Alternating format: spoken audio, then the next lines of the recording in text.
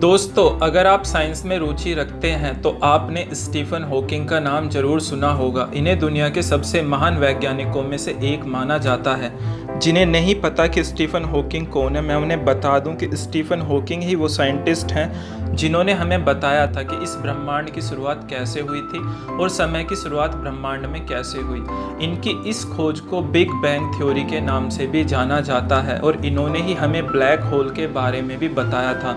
इन्होंने बताया था कि ब्लैक होल का आकार कभी भी छोटा नहीं हो सकता और इनके एक अन्य सिद्धांत के अनुसार ब्लैक होल गर्म होता है और जो चीज़ इसके अंदर जाती है वो इसमें ही समा जाती है और किसी भी ब्लैक होल का आकार उसके भार पर डिपेंड करता है।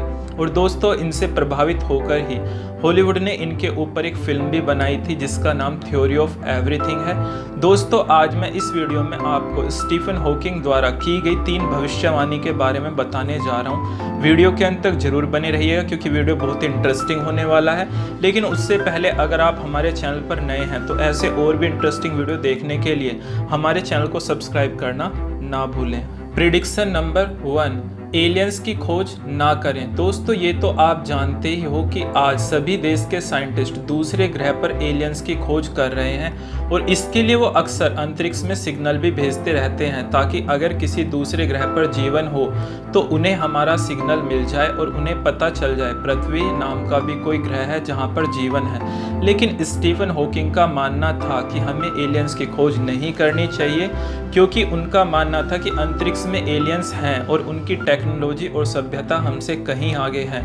यानी कि उनके कहने का मतलब सीधा ये था कि एलियंस हमसे कई गुना ज़्यादा ताकतवर हैं और जब उन्हें हमारे ग्रह का या हमारे रहने का पता चलेगा तो वो हम पर अटैक कर सकते हैं, हमारे ग्रह को तबाह कर सकते हैं और हो सकता है हमें गुलाम बनाकर रखें। क्योंकि ताकतवर इंसान हो, जानवर हो या कोई एलियंस, कमज़ोर को हर कोई दबा कर रखता है या मार देता है।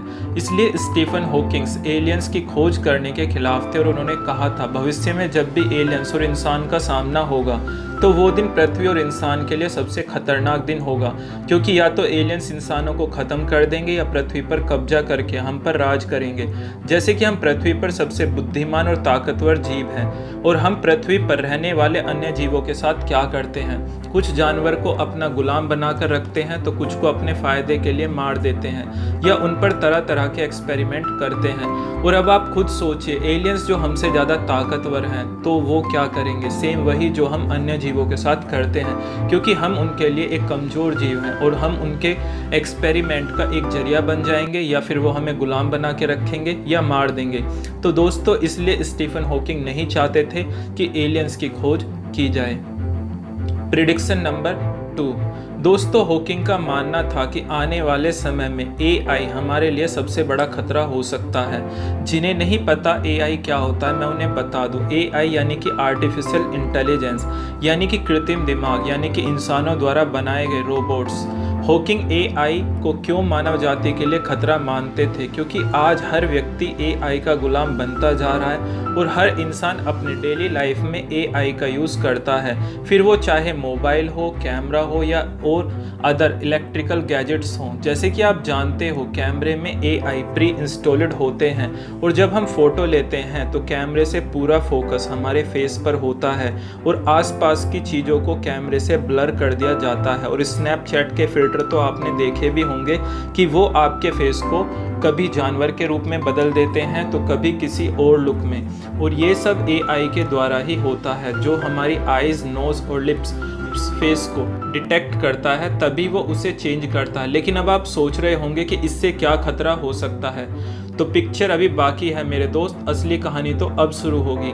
आज कुछ देश अपने यहाँ एआई के यूज़ से रोबोट्स बना रहे हैं ताकि वो अपने काम को आसानी से और अच्छे तरीके से कर सकें। और ये रोबोट्स तो अभी बिगिनर लेवल के हैं फिर भी इतने अच्छे और आसानी से काम करते हैं। लेकिन क्या आपने कभी सोचा है कि जब ये रोबोट्स एडवांस लेवल के होंगे तब क्या होगा? इनकी खुद की कमांड जब इनके हाथों में होगी, जब ये वही करेंगे जो एलियंस हमारे साथ करते, यानी मानव जाति का विनाश या उन्हें गुलाम बनाकर रखेंगे। और ये आपने रोबोट मूवी में भी देखा होगा कि कैसे चिट्टी नाम के रोबोट ने तबाही मचाई थी और इनकी सबसे बड़ी ताकत होगा इंटरनेट। क्योंकि आज हम जितने भी टेक्निकल गैजेट्स यूज़ करते हैं उन सब में अधिकतर AI का ही यूज़ होता है, और जिन चीज़ों को हम सीखने में दिन महीने और साल लगाते हैं उन्हें ये कुछ ही घंटों में सीख लेंगे, और गूगल पर दी गई इन्फॉर्मेशन को कुछ ही सेकंड में एक जगह से दूसरी जगह और एक रोबोट से दूसरे रोबोट को भेज सकेंगे। और इनके सोचने, समझने, हथियार चलाने, लड़ने की क्षमता हमसे कई गुना ज़्यादा होगी,